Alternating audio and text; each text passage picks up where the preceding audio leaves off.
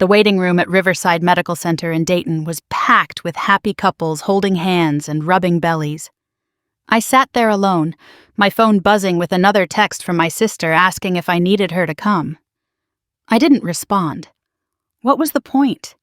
Everyone already knew what I'd done. 3 months ago, I was one of those couples. Nathan had taken the morning off work, something he never did. He'd been so excited about this appointment, our first ultrasound. He'd downloaded 3 different pregnancy apps and could tell you exactly what size fruit our baby was supposed to be that week. A lime, he'd said that morning, kissing my stomach before we left. Our baby was the size of a lime. Looking back now, living in this cramped studio apartment above a Chinese restaurant, I realize I should have told him before we got to that room. But I was a coward. I'd been a coward for months. It started the way these things always start. Nathan and I had been married for 6 years, together for 8. We met at a mutual friend's barbecue when I was 23 and fresh out of hygienist school. He was 25, already established at his construction company, wearing a polo shirt and khakis like he'd stepped out of a catalog. When he offered to get me a drink, he actually waited for my answer instead of just assuming. When he asked for my number, he called the next day exactly when he said he would. Our first date was mini golf and ice cream. Safe, sweet, nothing that would make a good story later. But he made me laugh, remembered everything I told him, and texted to make sure I got home okay. By our 3rd date, I knew he was the kind of man you married. The proposal came 2 years later at the covered bridge in Germantown where we'd had our 3rd date. He'd planned everything perfectly. Photographer hiding in the bushes, my family waiting at a restaurant to celebrate, a ring that was exactly what I'd pinned on my secret Pinterest board. Nathan always paid attention to details. Our wedding was beautiful in that Ohio way. Ceremony at First Presbyterian, reception at the Carillon Park Pavilion, 150 guests who'd known us since we were kids. Nathan cried when I walked down the aisle. His vows were written on index cards because he wanted to get every word right. He promised to love me through ordinary Tuesdays and extraordinary adventures. Looking back, we got a lot more of the former than the latter.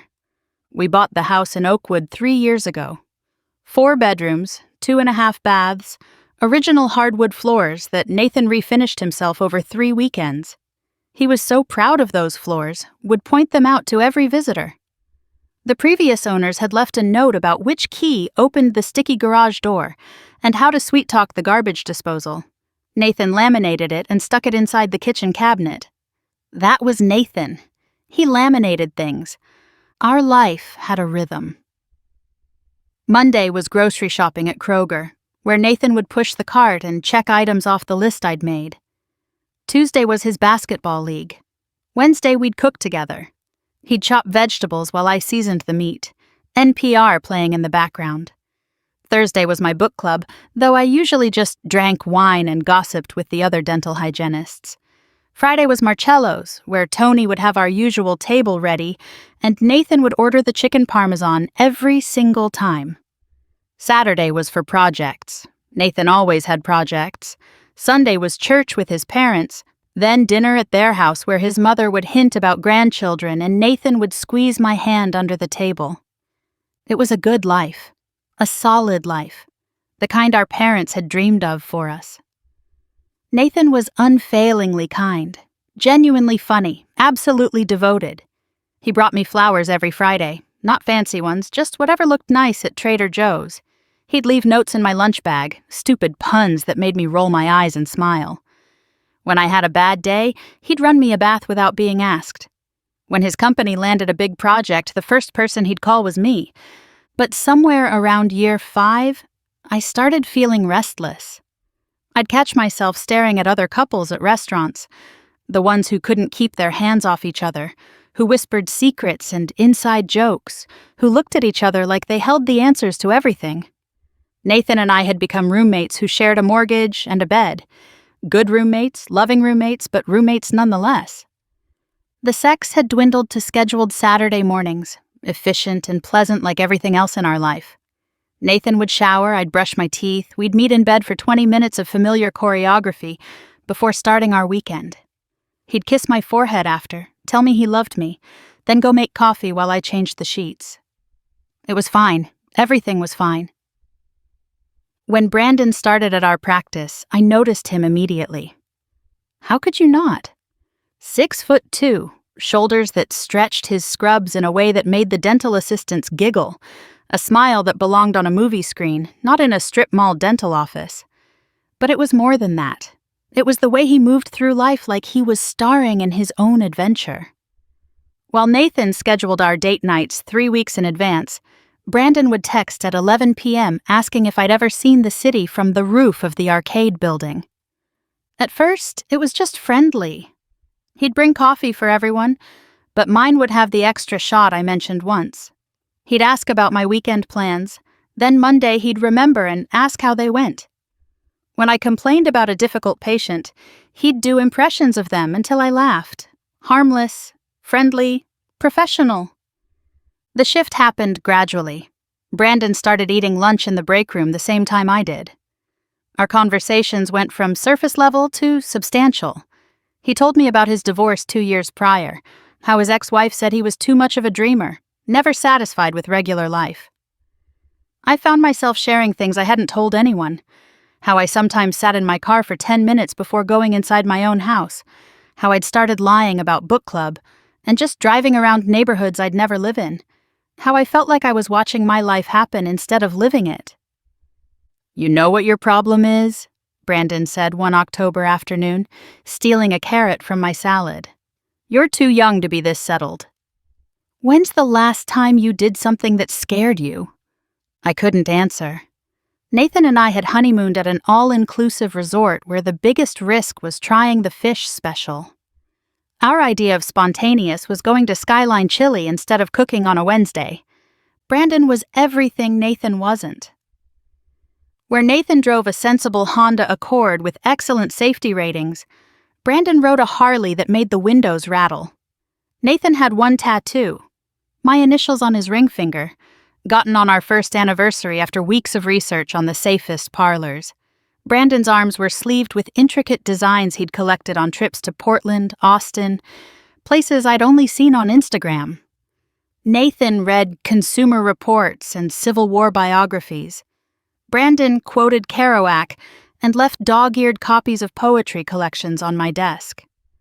But it was more than the superficial differences. When Nathan listened to me talk about my day, he'd offer solutions. How to deal with difficult patients, ways to approach Dr. Patel about a raise. Brandon just listened, really listened, then asked how it all made me feel. Nathan touched me like I was familiar, comfortable, his. Brandon looked at me like I was a mystery he was trying to solve. The office Christmas party was at the Marriott downtown, the same hotel chain where Nathan was staying for his conference, 3 hours away in Columbus. I wore the red dress he'd bought me for our anniversary, the one that made him whistle when I tried it on, but had hung in our closet unworn for 6 months. Nathan texted a photo from his company dinner, him and his co-workers raising glasses, his smile genuine but tired. "Have fun tonight, babe. Sorry I can't be there. Don't let Patel talk you into karaoke. Love you."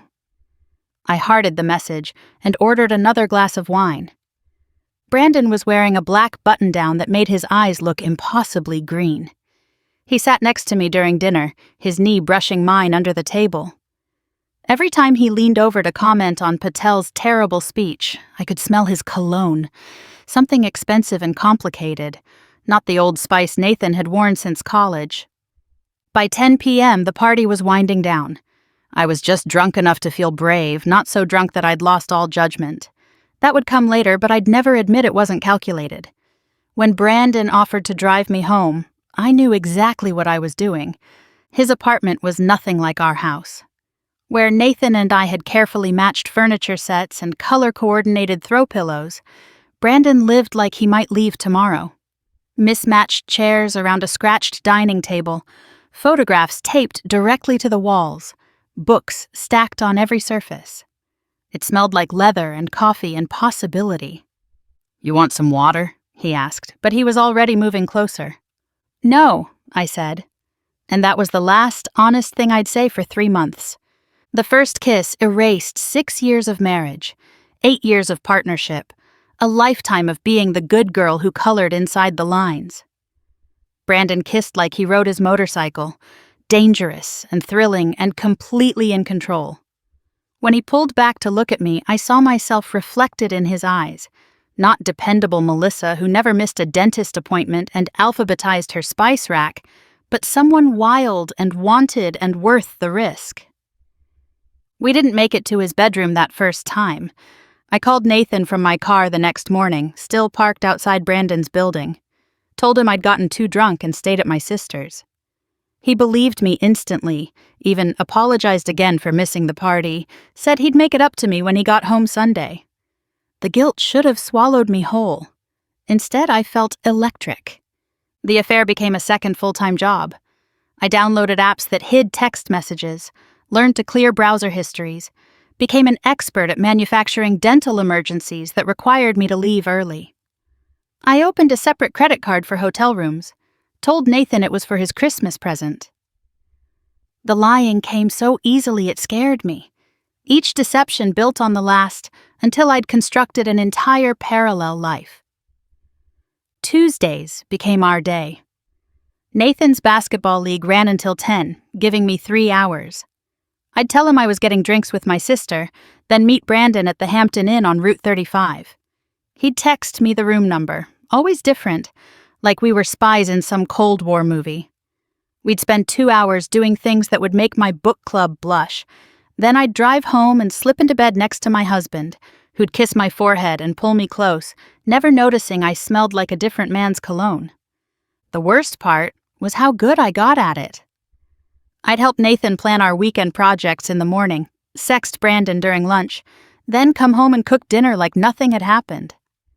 When Nathan showed me kitchen renovation ideas on his iPad, genuinely excited about giving me the dream kitchen I'd wanted, I'd smile and point out backsplashes while Brandon's messages burned in my hidden folder. "I think we should go with the white subway tile," Nathan would say, his arm around me on the couch. Classic, timeless, like us. I'd agree, knowing Brandon was probably at the gym, his CrossFit friends asking about the married hygienist he was screwing. That's all I was to him, I realize now. A conquest. A bored housewife desperate enough for attention to risk everything. But at the time, I told myself it was more. That the way he traced patterns on my back afterward meant something.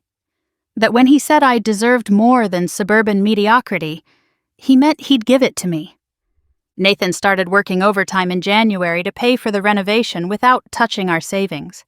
He'd come home exhausted, sawdust in his hair, and still ask about my day.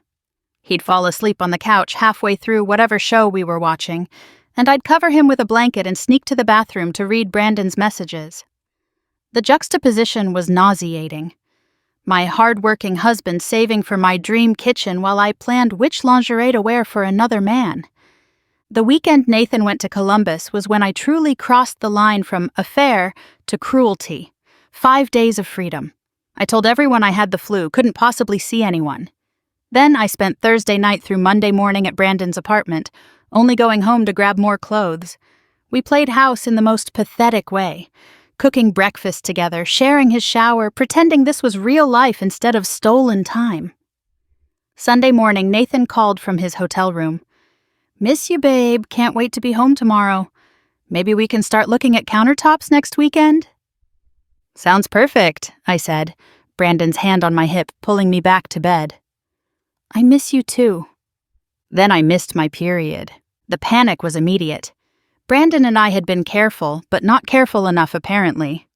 Nathan and I still had sex, but rarely, maybe once a month if he wasn't too tired from work.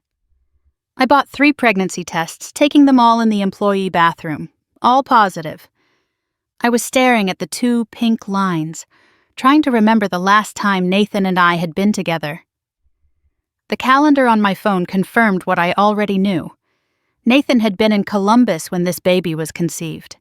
In Brandon's bed, in Brandon's apartment, while my husband was 200 miles away working overtime to buy me granite countertops.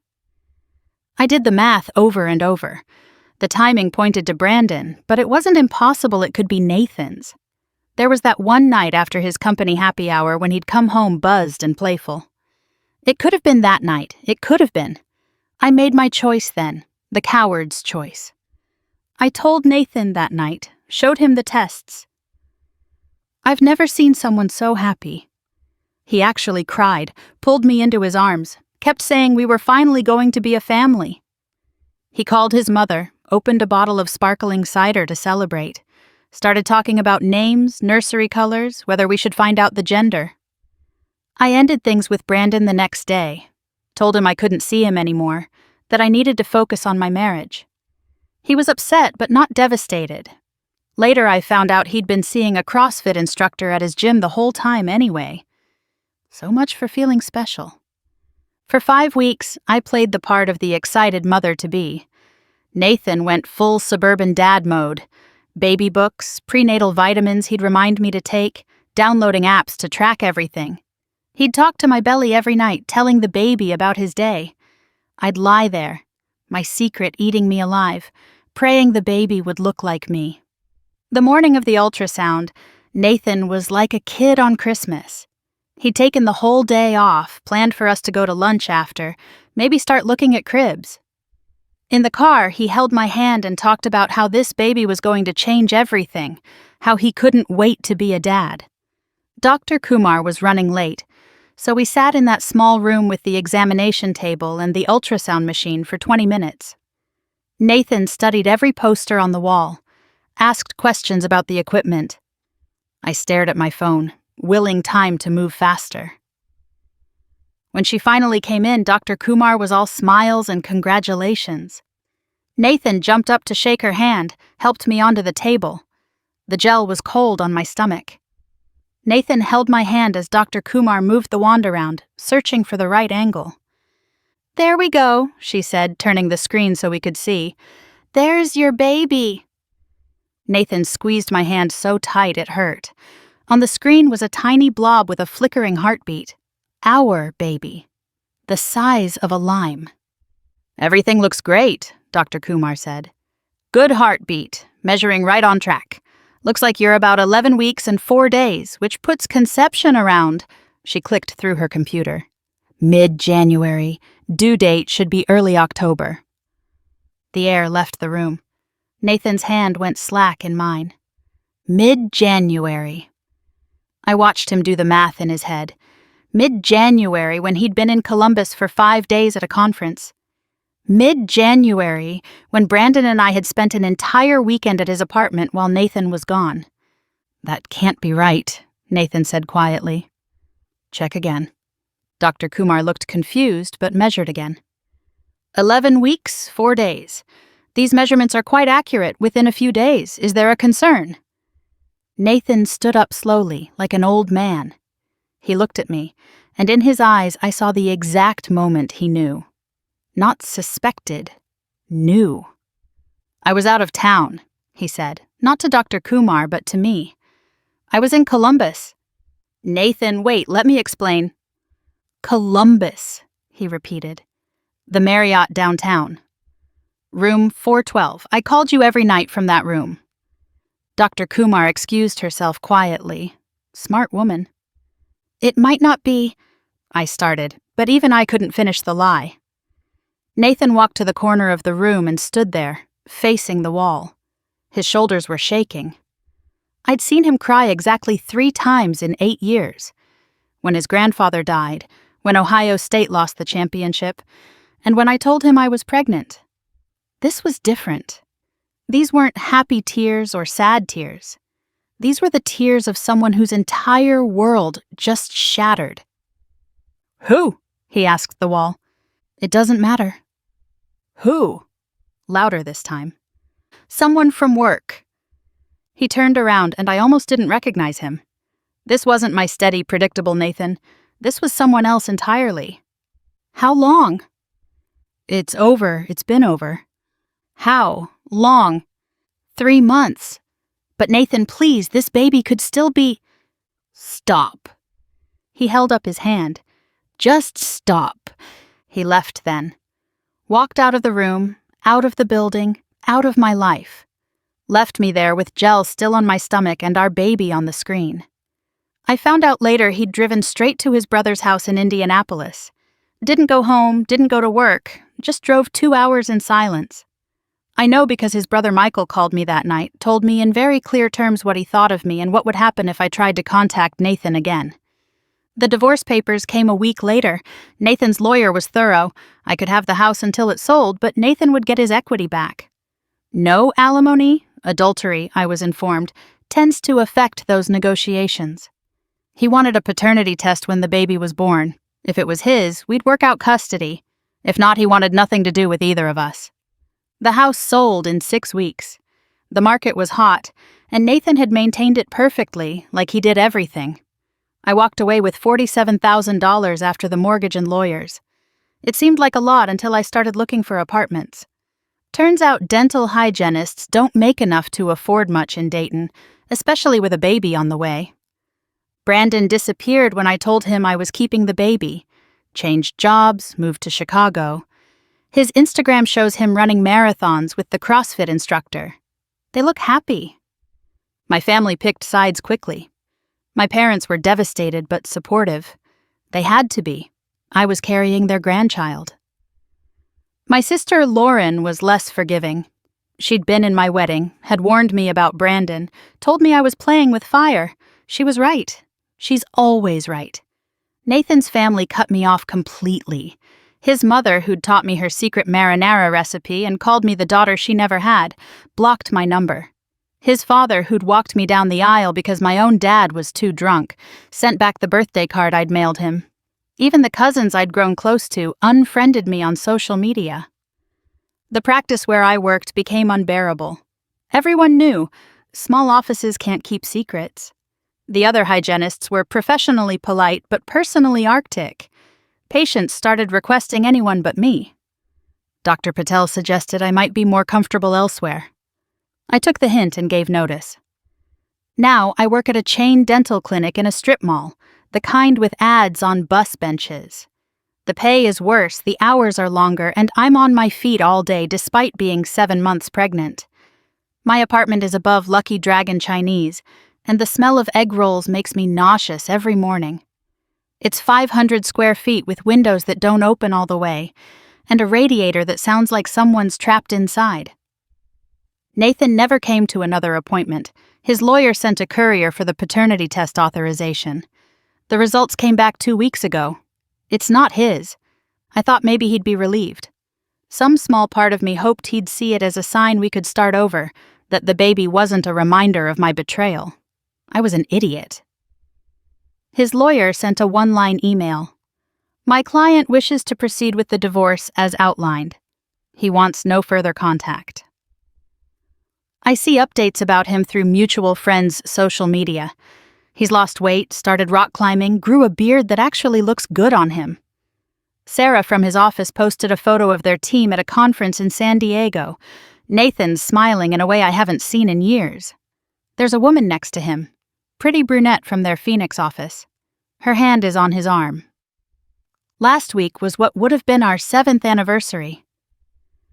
I spent it assembling a crib from Walmart in my tiny apartment, crying when I couldn't get the side rail to fit properly. Nathan used to handle all that stuff. He was so good with tools, could fix anything. I texted him a photo of the instructions, asking for help, before I remembered we weren't those people anymore. My mom comes by most weekends, brings groceries I can't afford, and stays to help me organize the baby stuff in my cramped space. She doesn't say it, but I can see the disappointment in her eyes. Her daughter, the one who had it all, now single and pregnant in a studio apartment that smells like soy sauce. He was a good man, she said last week, folding tiny onesies. The kind who would have loved this baby, even if it wasn't his. She was right. Nathan would have. If I'd been honest from the beginning, if I'd confessed and begged forgiveness, if I'd given him the choice, he might have stayed. He might have raised another man's baby as his own because that's the kind of man he was. Steady, reliable, good. Instead, I let him believe he was going to be a father, I let him dream and plan and hope. I let him stand in that ultrasound room and have his heart broken by a calendar calculation. I humiliated him in the worst possible way. The baby kicks a lot now, especially at night when the restaurant downstairs is busy. It's a boy. I'm going to name him James, after my grandfather.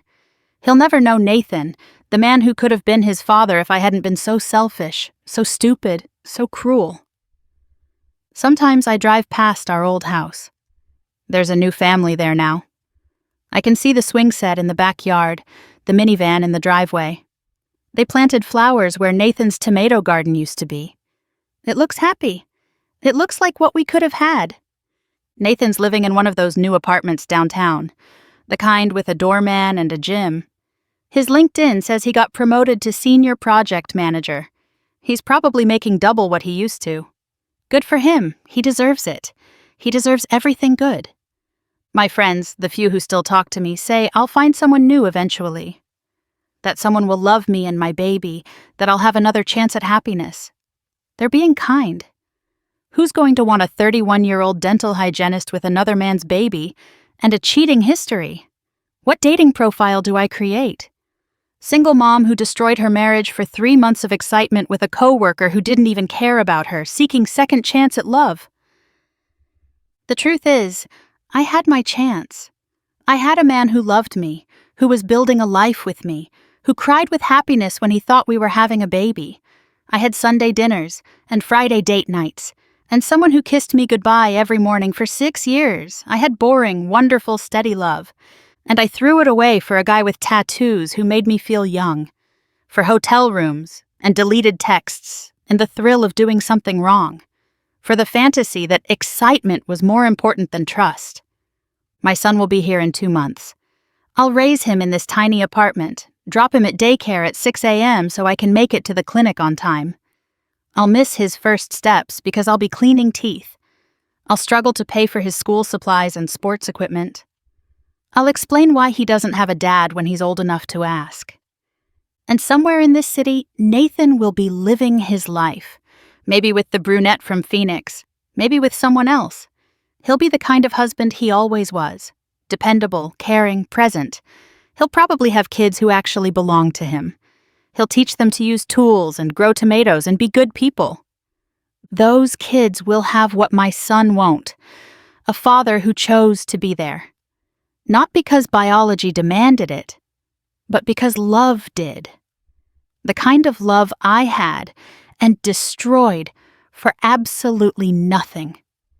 The fortune cookie from last night's dinner is still on my counter. Your past mistakes do not define your future. It's a nice sentiment. It's also a lie. Some mistakes you pay for forever. Some choices destroy not just your future, but everyone else's too. Nathan was excited for the ultrasound until he saw the timeline. Now he's living a different life, a better one. And I'm here, above the lucky dragon, learning the hardest lesson there is. You don't know what you have until you trade it for something worthless. The baby kicks again. It's 2 a.m., and the restaurant is finally closed. In the quiet, I can hear my neighbors fighting through the thin walls, sirens in the distance, all the sounds of a life I chose. Nathan's probably asleep in his downtown apartment, in a bed that doesn't smell like egg rolls, next to someone who didn't betray him. Good for him, I mean that. At least one of us got the life they deserve.